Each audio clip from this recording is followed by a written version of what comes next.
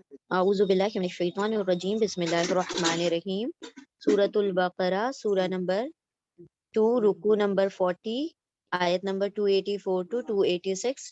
یہ سورہ بقرہ کا آخری رکوع ہے انشاءاللہ، اور اس کی دو آخری جو آیتیں ہیں وہ اہمیت فضیلت کے لحاظ سے بہت اہم ہے، کیونکہ نبی صلی اللہ علیہ وسلم کو آیت نمبر 285 اور 286 سورہ بقرہ کی آخری جو دو آیتیں ہیں نبی صلی اللہ علیہ وسلم کو براہ راست دی گئی ہیں، یعنی کہ بغیر کسی وحی کے۔ اللہ سبحانہ و تعالیٰ نے جب معراج پہ نبی صلی اللہ علیہ وسلم کو بلایا تھا تو ڈائریکٹ ان کو دیا ہے یہ دو آخری آیتیں، اور سورہ فاتحہ اور یہ دو آیتیں، اور تین چیزیں عطا کی گئی تھی، نماز عطا کی گئی تھی، سورہ فاتحہ اور یہ دونوں آخری آیتیں۔ اور فرمایا جاتا ہے کہ یہ اللہ رب العزت کے جو عرش کا خزانہ ہے اس کے نیچے سے یہ دونوں آیتیں دی گئی ہیں۔ اور تیسری بات یہ کہ اس سے پہلے کسی نبی کو یہ دو آیتیں نہیں دی گئی، اور اس کے متعلق حدیث میں بہت سارے اس کی فضیلتیں بھی آتی ہیں کہ نبی صلی اللہ علیہ وسلم نے تاکید کی ہے کہ ان دو آیتوں کو رات کو سونے سے پہلے ضرور پڑھیں۔ اور ایک حدیث کا مفہوم یہ بھی ہے کہ نبی صلی اللہ علیہ وسلم نے فرمایا جس نے سونے سے پہلے یہ دو آخری آیتیں پڑھ لی وہ اس کے لیے کافی ہو جائیں گی، 285 اینڈ 286، یعنی کہ باقی تمام چیزوں کے لیے یہ کافی ہو جائیں گی۔ اور جس گھر میں یہ دو آیتیں پڑھی جاتی ہیں 3 دن تک پھر اس میں شیطان نہیں آتا، 3 دن تک اگر یہ آیتیں پڑھی جائیں تو پھر اس میں شیطان بھی نہیں آتا۔ تو یہ بہت ساری اس کی اور بھی بہت سی فضیلتیں ہیں ان دونوں آیتوں کی، تو ہو سکے تو یہ آخری جو رکوع ہے آپ لوگ حفظ کر لیں، تاکہ یہ اپنی قرآن کی تلاوت میں بھی آپ جب نمازوں میں تلاوت بعد تو آپ لوگ اس کو پڑھ سکتے ہیں انشاءاللہ، کیونکہ یہ روزانہ ہی پڑھنی ہے ہمیں، تو اگر حفظ ہو جائیں گی تو انشاءاللہ بہت کام آئیں گی آپ کے ریسیٹیشن کے لیے۔ چلیں ہم شروع کرتے ہیں۔ سب سے پہلے آیت نمبر 284۔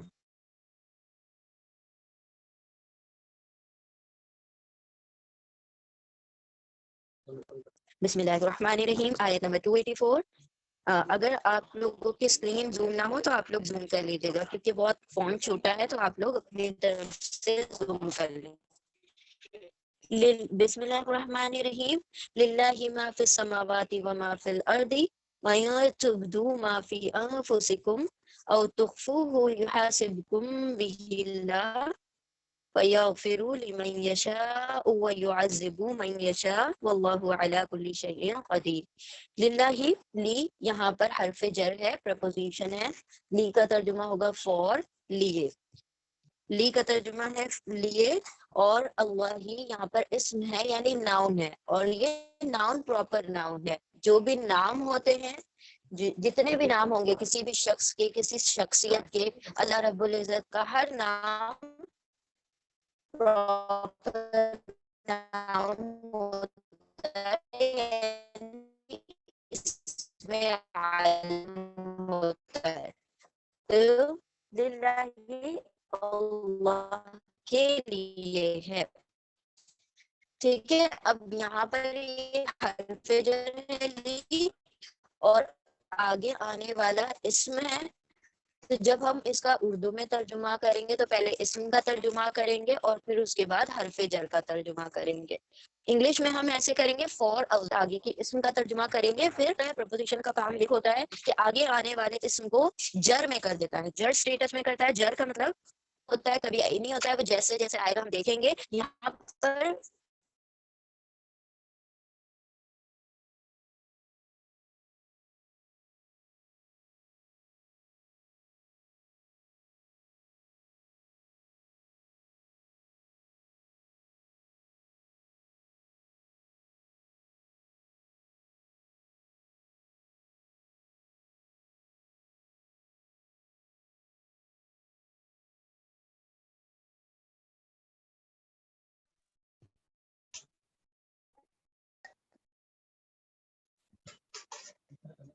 اللہ کے لیے ہے، ماں یہاں پر اس میں موصول ہے یعنی ریلیٹیو پروناؤن ہے۔ ماں کا ترجمہ ہوگا جو۔ ماں کے 3 ترجمے آتے ہیں، کبھی کیا آتا ہے، کبھی جو آتا ہے، کبھی نہیں آتا ہے۔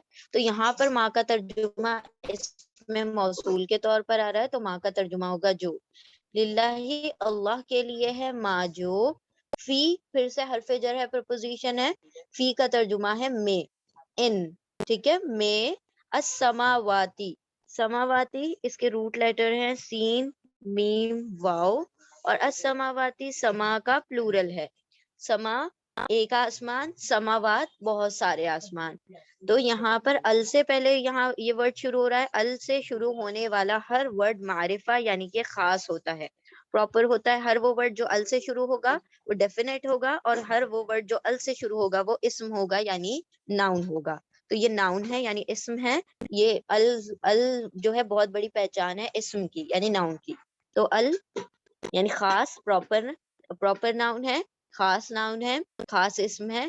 السماواتی آسمانوں پلورل ہے سما کا اس لیے آسمانوں ہم ترجمہ کریں گے. اللہ کے لیے ہے جو آسمانوں میں ہے. وہ حرف عطف سے کنجم ہے یعنی جو جوڑنے کا کام ہوتا ہے دو چیزوں دو لفظوں کو دو سینٹینسز کو جوڑنے کا کام ہوتا ہے تو وہ کنجمپشن ہوتا ہے. تو واو عطف کا کام کر رہا ہے جوڑنے کا. واو اور ماں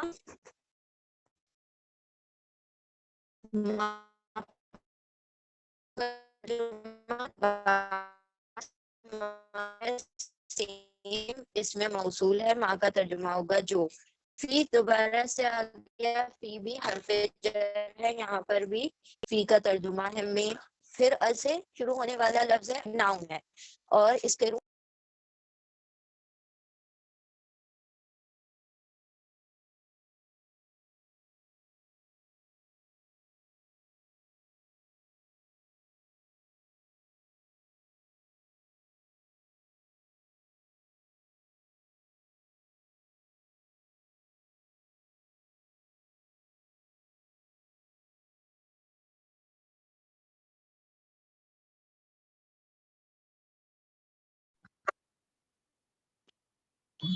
بسم اللہ الرحمن الرحیم. وما فی الارضی پھر یہاں پر جتنی جگہ پر حرف جر ہے ہم ترجمہ الٹا کریں گے یعنی کہ اردو میں صرف پہلے آگے کے اسم کا ترجمہ ہوگا اور پھر حرف جر کا ترجمہ ہوگا. اور یہاں پر یہ فی حرف جر ہے اس کی وجہ سے سماواتی کے نیچے زیر آ رہا ہے. تو یہاں پر الارضی کے نیچے زیر آ رہا ہے. اللہ کے ہا کے نیچے زیر آ رہا ہے کیونکہ یہ تینوں ہی حرف جر ہیں لی اور فی. یہاں پر بھی فی حرف جر ہے. تو لی للہ اللہ کے لیے ہے ما جو فی السماواتی آسمانوں میں ہے. و اور ما جو فی الارضی زمین میں ہے. و اور یہاں پر عطف آ رہا ہے واو کا ترجمہ ہوگا اور. ان جس طرح ہم انشاءاللہ میں استعمال کرتے ہیں ان کا ترجمہ ہوگا اگر. اف ان اگر تبدو تا یتان کا تا ہے. یتان یہ شارٹ فارم ہے فعل مضارع یعنی کہ امپرفیکٹ ٹینس کا ہر ورڈ یا تا الف نون میں سے کسی ایک لفظ سے شروع ہوتا ہے یا پھر یا تا الف نون ان چاروں میں سے کسی سے سٹارٹ ہوگا. تو یا کا ترجمہ ہوگا وہ. تا کا ترجمہ ہوگا تم یا پھر وہ. الف کا ترجمہ ہوگا میں اور نون کا ترجمہ ہو جائے گا ہم. تو یہاں پر چونکہ یہ تبدو تا سے شروع ہو رہا ہے تو تا کا ترجمہ تم ہوگا. اور اگر یہ اسی کی جگہ یہ یا سے شروع ہوتا ہے تو ہم وہ سے شروع کرتے ہیں ترجمہ. تو یہ تا سے شروع ہو رہا ہے تو ہم اس کا ترجمہ تم کریں گے پہلے. تا تم. پھر آخر میں ورڈ ہے واو الف. واو الف ہمیشہ جمع یعنی پلورل کو انڈیکیٹ کرتا ہے. 3-4 چیزیں ہیں جو ہمیشہ جمع یعنی پلورل کو انڈیکیٹ کریں گی. واو الف اونا اینا اور کبھی کبھی درمیان میں صرف واو لکھا ہوا دکھائی دے گا تو وہ بھی جمع یعنی کہ پلورل کو انڈیکیٹ کرے گا. تو جمع کے صیغے کے لیے یہ پہچان ہے واو الف اونا اینا. ٹھیک ہے. اور فیمیل کے پلورل کے لیے ہم الگ چیزیں دیکھیں گے جیسے یہاں پر ابھی ہم نے دیکھا آتی. تو یہاں پر آتی آتن آتن آتن آتن یہ بھی فیمیل کا پلورل کے لیے ہے یا پھر آتو آتی. یہ پتا چلتا ہے کہ یہاں پر فیمیل ہے اور پلورل ہے. ٹھیک ہے, آتن آتن آ جائے یا پھر ایک حرکت کے ساتھ آتو آتی آ جائے, جس طرح سے السماواتی آتی آ رہا ہے لاسٹ میں, تو اس سے پتا چل گیا یہ فیمیل ہے اور فیمینن پلورل ہے, جمع مؤنث ہے. تو و اور ان اگر تا تم, یتان کا تا ہو گیا, واو الف یعنی سب, تم سب, با دال واو, اس کے روٹ لیٹر ہیں با دال واو, اور یہ والا جو دوسرا والا واو ہے یہ تو واو الف کا واو ہے, پلورل کا واو, پلورل یعنی جمع کا واو ہے, اور یہ والا جو واو ہے اس روٹ لیٹر کا وہ یہاں سے ہٹ گیا ہے, پوری طرح سے غائب ہو گیا. کیوں غائب ہو گیا؟ کیونکہ یہ حرف علت ہے. حرف علت عربی زبان میں 3 ہے, حمزہ, واو, یا, اور یہ کیا کرتے ہیں, یہ ویک لیٹر ہے. ویک کا مطلب ہوتا ہے کہ کوئی بھی اس کی جگہ کو ریپلیس کر سکتا ہے, حمزہ کی جگہ یا کی جگہ واو, واو کی جگہ حمزہ, یا پھر ایک دوسرے کی جگہ یہ انٹرچینج ہوتے رہتے ہیں. کبھی کبھی یہ پوری طرح سے غائب ہو جاتے ہیں, ہٹ جاتے ہیں, جس طرح سے ابھی ہم نے دیکھا با دال واو کا واو جو ہے وہ غائب ہو چکا ہے یہاں سے, کیونکہ یہ علت ہے. علت کا مطلب ہی ہوتا ہے ویک. ویک کا مطلب ہے کوئی بھی ان کو ہٹا بھی سکتا ہے, جگہ بھی تبدیل کر سکتا ہے. اچھا, کوئی اور لیٹر سے نہیں تبدیل کرتے, یہ ویک لیٹر ہی سے جگہ کو چینج کریں گے ہمیشہ. تو تا تم واو الف سب, با دال واو ظاہر کرتے ہو, یعنی کہ جو چیز ظاہر کر دیتے ہیں, اور اگر تم سب ظاہر کر دو, ماں, پھر سے ماں آ گیا, ماں کا ترجمہ یہاں بھی جو کا ہے, ماں جو, فی یعنی میں, انفسکم, انفس نون فا سین اس کے روٹ لیٹر ہیں, اور اس کا سنگولر ہے نفسن. نفس کا مطلب ہوگا جان, انفس کا مطلب ہوگا جانے, یعنی پلورل ہو گیا. تو انفس یہاں پر پلورل کے لیے ہے, اور اس کا سنگولر ہے نفس. انفسی, نفسو, فی میں. دیکھیں یہ انفسی کا جو سین کے نیچے زیر ہے وہ فی کی وجہ سے آیا, کیونکہ فی حرف جر ہے, اس نے اس کو جر سٹیٹس میں کر دیا. ٹھیک ہے, فی میں, انفسی نفسو, جانو, کم. کم یہاں پر اٹیچ پروناؤن ہے, ضمیر متصل ہے, یعنی کہ جو جڑ کر لکھے جاتے ہیں, جو کسی بھی اسم سے اٹیچ ہو جاتے ہیں, ناؤن سے, کسی بھی چیز سے اٹیچ ہو جاتے ہیں وہ, اسی لیے ان کو اٹیچ یعنی کہ متصل کہا جاتا ہے. فی میں, انفس, جانو, کم تم سب کی, تم سب کی جانوں میں, یعنی تمہارے اپنے آپ میں, وہ اور ان اگر تبدو تم سب چھپاؤ, تم تمہاری نفسوں میں ہے, تم میں. تو یہ الٹا ترجمہ کیوں ہوا؟ پہلے ہم نے اس کا ترجمہ پھر اس کا کیا, کیونکہ یہ حرف جر ہے.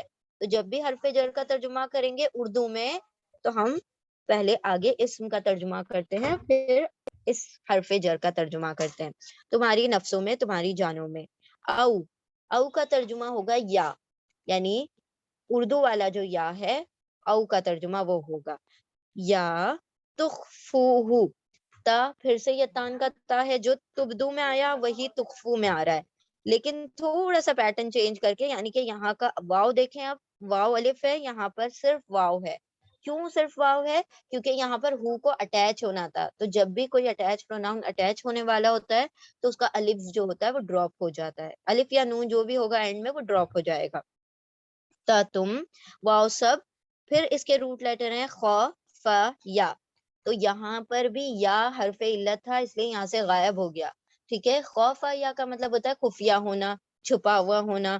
تا تم واو, واو سب, خا, فا, یا خفیہ رکھو گے یعنی چھپاؤ گے.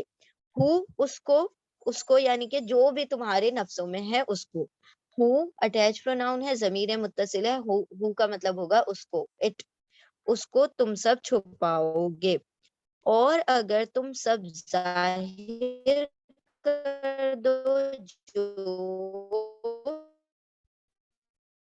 تمہاری نفسوں میں ہے, تمہاری جانوں میں ہے, یا تم سب چھپائے رکھو ہو اس کو, یحاسبکم. آ کا ترجمہ ہم نے دیکھا یتان میں, یا تا کا ترجمہ ہوگا تم, پھر حاسبہ, حاسبہ محاسبہ کرنا, حساب کرنا. تو حاسبہ, حاسین با, اس کے روٹ لیٹر ہے, اور کم دوبارہ سے اٹیچ پروناؤن آ گیا. کم کا ترجمہ ہوگا تم سب, یو آل, تم سب کا محاسبہ کرے گا, یعنی تم سب کا حساب کتاب کرے گا.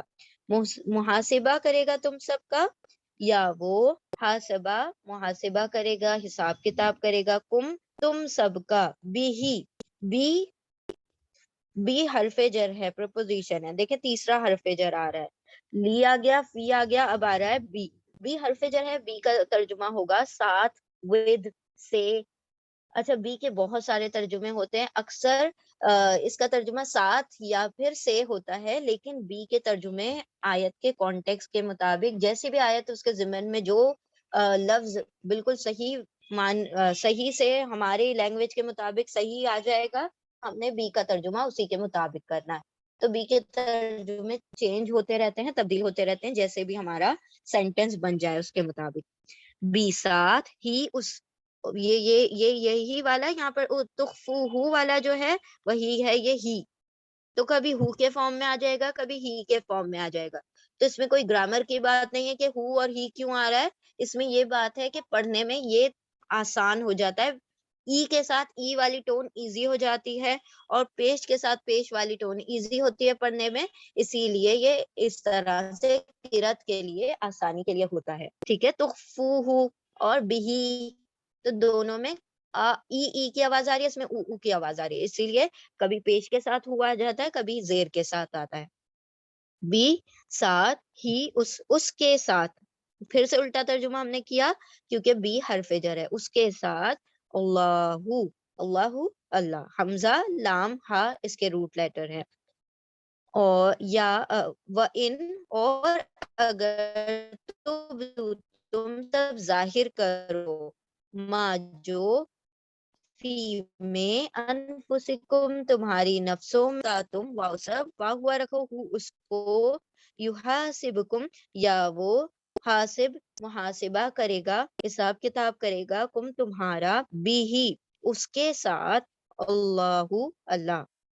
اور اگر تم سب ظاہر کر دو جو تمہاری نفسوں میں ہے, یا تم سب چھپائے رکھو اس کو, وہ محاسبہ کرے گا تمہارا, مطلب you will be accountable on that day. ٹھیک ہے, تو یہاں پر اکاؤنٹیبلٹی کے بارے میں بتایا جا رہا ہے کہ اللہ سبحانہ وتعالی ظاہر اور چھپے سب کا محاسبہ کرے گا.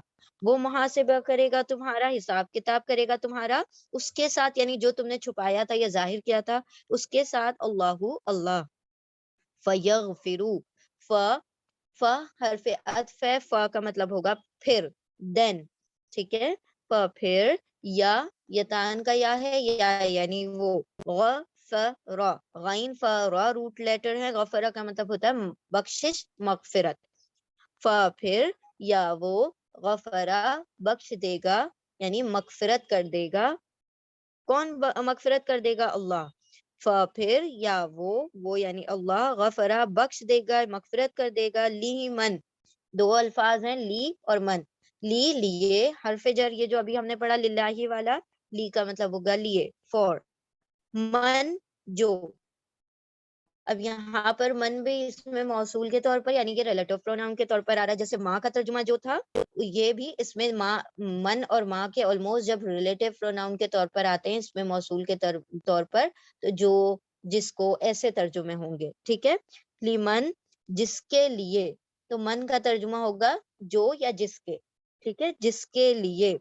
یشا, یا یتان کا یا ہے, یا کا مطلب ہوگا وہ. شاہ کا مطلب ہوتا ہے چاہنا, یعنی کسی چیز, ٹو ول اور ٹو وش. شاہ چاہے گا, تو یہ یہاں پر شاہ جو ہے اس کے روٹ لیٹر ہیں شین یا حمزہ. شاہ کا مطلب ہوتا ہے چاہنا, یا وہ شاہ چاہے گا, وہ یعنی اللہ رب العزت وہ چاہے گا. وَيُعَذِّبُ, اور واو حرف عطف ہے, واو یعنی اور, یعذبو, یا یتان کا یا ہے, یا یعنی وہ, عین زال با روٹ لیٹر ہیں اس کے, عین زال با, عذبہ کا مطلب ہوتا ہے عذاب دینا. وہ بخش دے گا جس کے لیے وہ چاہے گا, یا جس کو وہ چاہے گا. ٹھیک ہے, کیونکہ یہ حرف جر ہے تو حرف جر کے ترجمے کیا ہوتے ہیں, ہمارے سینٹینس کے مطابق, یعنی ہماری لینگویج کے مطابق بدلتے ہیں. دیکھیں کبھی بھی کوئی زبان ہوتی ہے تو اس کا بالکل ہو کوئی بھی زبان کسی بھی زبان کا نعم البدل نہیں ہو سکتی کہ ہم جیسا اس میں لکھا ہوا ہے اس کو بالکل ویسا ہو کیا کر دیں اپنی زبان میں کر لیں. تو ہم اپنی زبان میں جب ٹرانسلیٹ کرتے ہیں تو اپنی زبان کے گرامر کو مد نظر رکھتے ہوئے کرتے ہیں. تو جس کے لیے یعنی جس کو وہ چاہے گا, ٹھیک ہے, جس کے لیے وہ چاہے گا یا جس کو وہ چاہے گا, وَيُعَذِّبُ و اور یا وہ عذبہ عذاب دے گا, من یشا من جسے, من پھر اس میں موصول ہے, من کا مطلب ہوگا جس سے, یا یتان کا یا ہے یا یعنی وہ, شاء شین یا حمزہ, شاء یعنی چاہے گا جسے وہ چاہے گا, پھر وہ بخش دے گا جس کے لیے یعنی جس کو وہ چاہے گا, اور وہ عذاب دے دے گا جسے وہ چاہے گا. واللہ و حرف عطف ہے, واو یعنی اور, اللہ اللہ اور اللہ اعلی, پھر سے حرف جر آ گیا. تو اراؤنڈ ہمارے پاس 4 سے 5 حرف جر آ چکے ہیں اب تک. لی آ گیا, فی آ گیا, بی آ گیا ہے, پھر اعلی آ گیا ہے, ٹھیک ہے. تو 4 حرف جر آ گئے اب تک. اعلی پر, آن اپون, لی کا ترجمہ ہوگا سوری اعلی کا ترجمہ ہوگا پر, اوپر, آن اپون, اوور, یہ سارے ترجمے ہوں گے. اعلی آن پر, کلی, کاف لام لام روٹ لیٹر ہیں اس کے, کلی کا مطلب ہوتا ہے ایوری, ہر ایک, ٹھیک ہے. شیئن, شیئن کا مطلب ہوگا چیز, تھنگ, کلی شیئن ایوری تھنگ, ہر چیز. تو یہاں پر شیئن جو ہے اس کے بھی روٹ لیٹر ہے شین یا حمزہ, شیئن چیز, قدیر ہر چیز پر. کیوں الٹا ترجمہ کیا ہم نے؟ کیونکہ اعلی حرف جر ہے, اس لیے ہم آگے کے اسموں کا پہلے ترجمہ کریں گے, پھر آگے پھر اس کے بعد حرف جر کا ترجمہ کریں گے. اعلی پر, کل شیئن ہر چیز پر, قدیر, قاف دال را روٹ لیٹر ہے اس کے, قدرہ کا مطلب ہوتا ہے قدرت رکھنا. اب یہ قدیر جو ہے فعیل پیٹرن پر آ رہا ہے.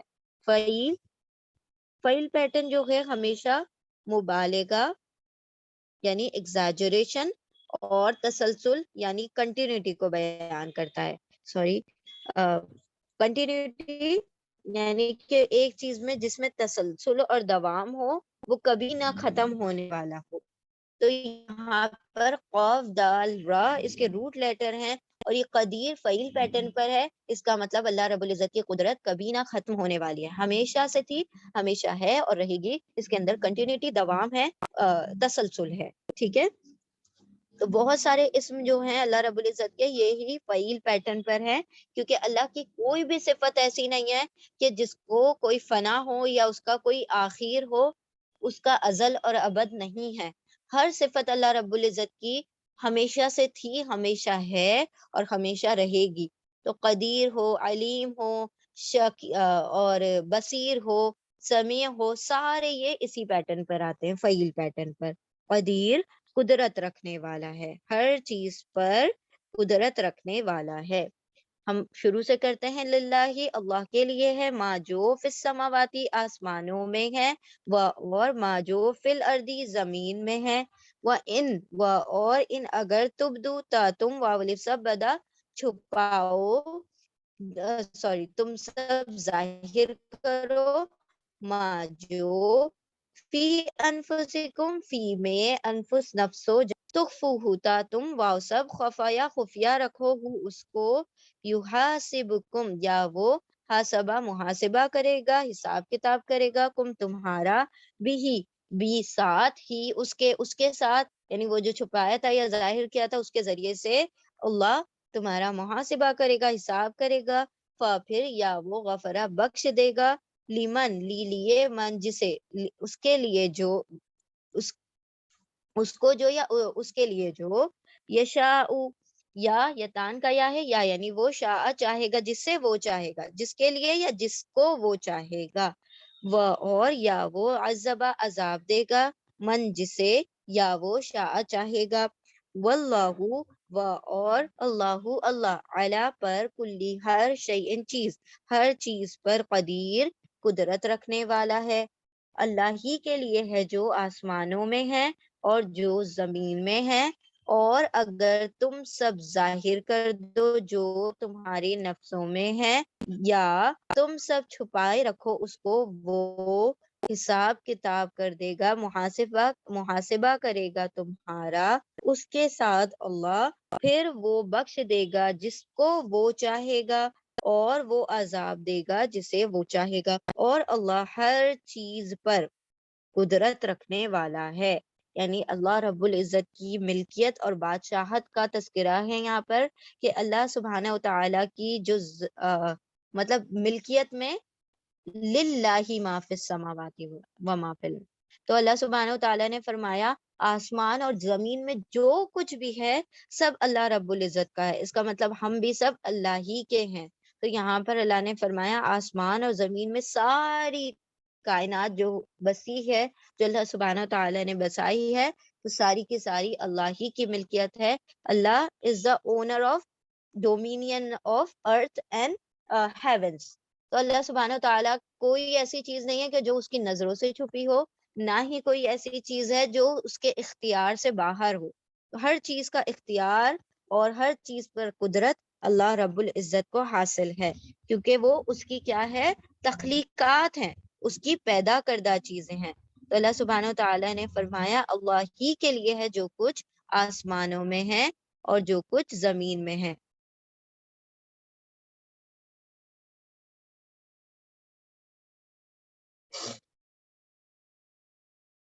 پھر اچھا یہ جو آیت تھی اس کے اوپر تھوڑا سا یہ ہو گیا تھا کہ جب نبی صلی اللہ علیہ وسلم پر یہ آیت نازل ہوئی تو صحابہ کرام بڑے پریشان ہو گئے، اور انہوں نے دربار رسالت میں حاضر ہو کر عرض کیا یا رسول اللہ، نماز، روزہ، زکوٰۃ، جہاد وغیرہ یہ سارے اعمال جن کا ہمیں حکم دیا گیا ہے ہم کرتے ہیں کیونکہ یہ ہماری طاقت سے طاقت میں ہے، یعنی کہ ہم اس کی استطاعت رکھتے ہیں، لیکن دل میں پیدا ہونے والے جو خیالات ہیں، جو وسوسے ہیں، اور جو بھی ہمارے دل میں سے باتیں اٹھتی ہیں جو وسپرز ہوتی ہیں، تو اس کا کیا معاملہ ہے؟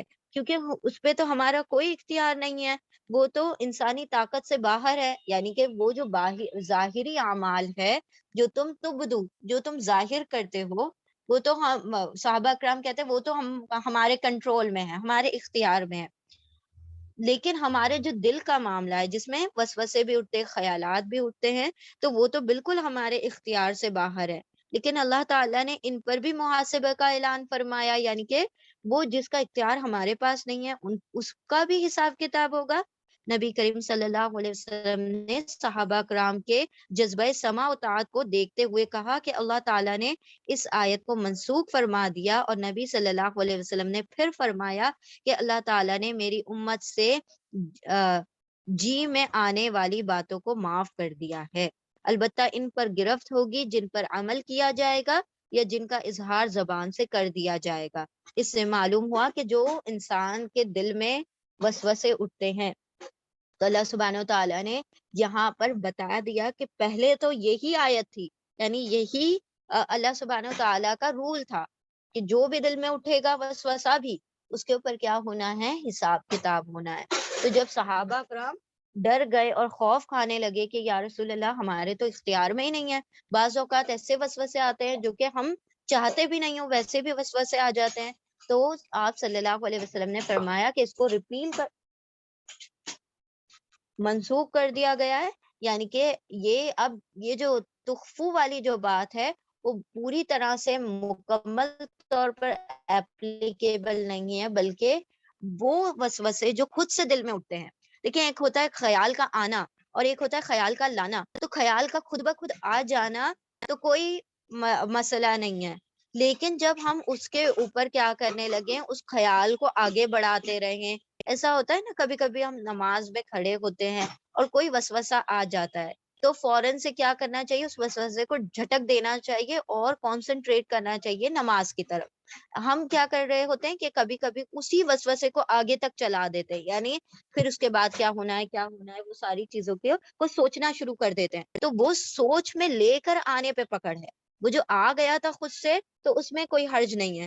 اسی طرح یہاں پر جو دل میں وسوسے اٹھتے ہیں، کوئی بھی بات ہے جس کا دل میں خیال آ جاتا ہے تو اس کے اوپر جب تک پکڑ نہیں ہوگی، جب تک کہ اس پر عمل نہ کر لیا جائے، اور دوسری چیز جب تک کہ وہ کسی پر ظاہر نہ کر دیا جائے. اگر کوئی وسوسہ اٹھتا ہے جو کہ مطلب اچھا نہیں، برا وسوسہ ہے، اور وہ لوگوں پر کیا وہ خیال اس سے روک دیا گیا، نبی صلی اللہ علیہ وسلم نے منع فرما دیا کہ اس کو دوسروں تک نہ پہنچاؤ، اس وسوسے کو ظاہر نہ کرو، زبان پر نہ لاؤ، تو وہ وسوسے پھر معاف ہے.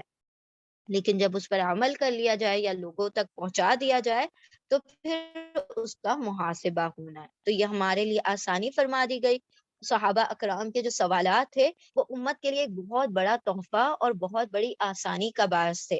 تو یہاں پر انہوں نے جب سوال کر لیا تو اللہ سبحانہ و تعالیٰ نے یہ چیز بھی کیا کی، آسان فرما دی.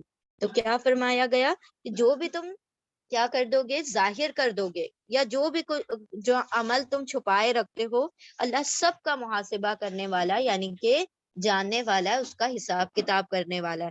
تو دل میں اٹھنے والے وہ خیالات جس پر عمل کیا جائے یا لوگوں تک اس کا عمل کو مطلب اس وسوسے کو پہنچا دیا جائے تو اس پر بھی اللہ سبحانہ و تعالیٰ پکڑ فرمائیں گے. اور پھر فرمایا کہ جس کو بخشنا چاہے وہ اسے بخش دے گا، اور جس کو معاف کرنا چاہے وہ جس کو معاف کرنا چاہے معاف کر دے گا، جسے عذاب دینا چاہے اس کو عذاب دے دے گا. اب کوئی اس سے سوال نہیں کر سکتا کہ اس کو عذاب کیوں دیا گیا، یا اس کو جہنم سے کیوں نکال لیا گیا. یہ تو ہماری نظروں میں بڑا برا آدمی تھا، بڑا برا شخص تھا، اور ایک شخص ہے جو بڑا نیکوکار تھا لیکن اس کو جہنم کا عذاب مل گیا، تو ہم تو اس کو بڑا نیک دیکھتے تھے، ہم تو اس کو بڑا بد دیکھتے تھے. تو اللہ سبحانہ و تعالیٰ نے جو معاملہ رکھا ہے انسان کے حساب کتاب کا، اس کی ظاہر پر نہیں بلکہ اس کے دل کے معاملات پر، جو اس کے انٹینشنز ہے، جو اس کی نیتیں ہیں، نیتوں میں کتنا اخلاص ہے، اس کے اوپر کیا ہوگا، اعمال کا دار و مدار ہوگا. انما الاعمال بالنیات، جو بھی عمل ہے ان کا دار و مدار، ان کا جو مطلب جو نیتیں ہیں اس کے مطابق اللہ سبحانہ تعالیٰ محاسبہ کریں گے، اور اسی حساب سے ان کو عذاب یا پھر یا ان کی مغفرت کی جائے گی. اور وہ عذاب دے گا جس کو وہ چاہے گا، اور وہ بخش دے گا جسے وہ چاہے گا. اور اللہ تو ہر چیز پر قادر ہے، یعنی اللہ عذاب دینے پر بھی قدرت رکھتا ہے اور ثواب دینے پر بھی قدرت رکھتا ہے. تو دونوں چیزوں کا اختیار اللہ کے پاس ہے، کیونکہ وہی خالق اور مالک ہے تمام چیزوں کا. تمام چیزیں اس کی مخلوقات ہیں، چاہے آسمانوں میں ہو چاہے زمین میں ہو. تو اسی لیے وہ جو مالک اور خالق ہوتا ہے اسی کے پاس اختیار ہوتا ہے ہر چیز کا. اب ہمارے پاس کوئی چیز ہماری ملکیت ہوتی ہے تو ہمارے پاس اختیار ہوتا ہے نا کہ ہم اس کو کسی استعمال میں لیں یا اس کو ڈسپوز کر دیں، وہ ہمارے اختیار میں ہے. اسی طرح اللہ رب العزت کے اختیار میں تمام مخلوقات کے سارے میٹر، سارے امور جو ہے اللہ رب العزت کے ہاتھ میں. تو فرمایا تو جس کو عذاب دینا چاہے، جس کو ثواب دینا چاہے، اس پر کوئی سوال نہیں کیا جا سکتا. یہ اللہ رب العزت کی منشا ہے، اور اللہ ہر چیز پر قدیر ہے، قدرت رکھنے والا ہے. مرتبہ اور ریوائز کرتے ہیں. للہ اللہ ہی کے لیے ہے جو آسمانوں میں ہے اور جو زمین میں ہے. اور اگر تم سب چھپاؤ گے سوری اور تم سب جو ظاہر کرو گے، بدا کا مطلب ہوگا ظاہر کرنا. اور اگر تم سب ظاہر کرو گے جو تمہاری نفسوں میں ہے، جو تمہاری جانوں میں ہے، یا تم سب چھپائے رکھو گے، خفیہ رکھو گے اس کو، وہ محاسبہ کرے گا، حساب کتاب کرے گا تمہارا اس کے ساتھ، یعنی اس ہر عمل کے ساتھ جو تمہارے دل میں اٹھا اور جو تم نے عمل میں لے لیا، وہ ساری چیزوں کا محاسبہ کرے گا اس کے ساتھ اللہ. پھر وہ بخش دے گا، معاف کر دے گا جس کو وہ چاہے گا، اور وہ عذاب دے گا جس کو وہ چاہے گا. اور اللہ ہر چیز پر قدرت رکھنے والا ہے، ہر چیز پر کامل قدرت رکھتا ہے، یعنی کہ وہ ہر کام کرنے پر قادر ہے.